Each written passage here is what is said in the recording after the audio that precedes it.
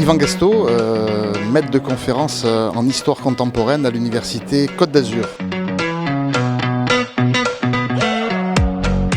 En fait, j'ai une vocation d'enseignant à la base, puisque j'étais d'abord instituteur, puis ensuite la possibilité de passer à l'université en tant qu'enseignant-chercheur. Moi, ce qui m'a beaucoup plu, c'est enseignant-chercheur.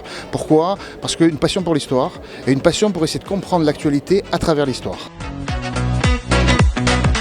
Ce qui est le plus dur, c'est la gestion du temps. C'est la gestion des agendas. C'est la possibilité de répondre à toutes les sollicitations. Parce qu'on mêle la recherche et en même temps l'enseignement. C'est deux éléments extrêmement complémentaires. La recherche, c'est ce qu'on va aller faire à fond dans la précision. Et l'enseignement, c'est la vulgarisation. Faire les deux, il faut tenir les deux. Et c'est ça le plus dur parce que ça demande finalement deux métiers en un. C'est quand je rencontre dans la rue un étudiant, un ancien étudiant qui me dit « Monsieur, j'ai adoré vos cours ». Et donc quelque part, voilà, la satisfaction, elle vient de la manière dont on est reçu pendant les enseignements ou après les enseignements, plus tard, 10 ans, 15 ans après. Et d'autre part, la satisfaction pour la recherche, c'est de participer à des congrès, à des colloques, d'apprendre plein de choses. Donc c'est finalement la curiosité qui est le maître mot de tout ça. J'ai eu l'occasion à Cannes de rencontrer Daniel Cordier avant qu'il meure, de l'interviewer, de discuter avec lui pendant 2 heures. Daniel Cordier, grand résistant, sorte de figure de la résistance. Voilà. Et donc cette rencontre-là, par exemple, a été pour moi un moment important.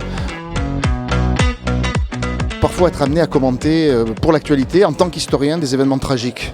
Comment est-ce que, par exemple, j'ai vécu de très près l'attentat de Nice en 2016, comment est-ce qu'en tant qu'historien on peut apporter des lumières, des éclairages sur quelque chose qui nous a touchés de très près, en quelque sorte. Donc voilà, c'est parfois être amené sur les décombres de l'histoire. Alors bien sûr, on peut être aussi, moi je travaille sur les migrations, donc sur les migrations c'est aussi des souffrances. Donc avoir parfois moi je travaille sur des archives vivantes aussi, des gens qui peuvent témoigner. Parfois il y a des témoignages qui peuvent être extrêmement durs. Comment arriver à rester, je dirais, rigoureux et en même temps de rester froid par rapport à cette humanité qui vous apparaît. Je suis OK pour être maître de conf, je suis à ma retraite, ouais, absolument. Je peux même aller au-delà.